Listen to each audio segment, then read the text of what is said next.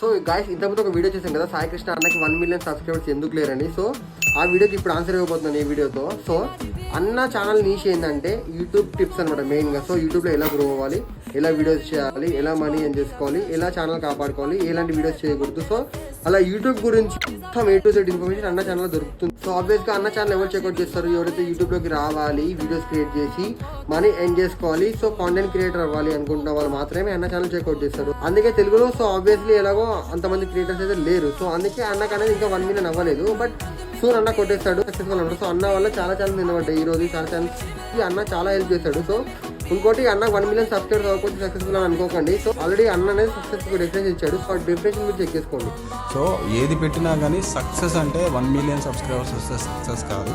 మనకి నచ్చిన కేటగిరీలో, మనకు వచ్చిన కేటగిరీలో మనం 1,00,000 సబ్స్క్రైబర్స్ తెచ్చుకున్నా అది నార్మల్ సక్సెస్ అయితే కాదనమాట.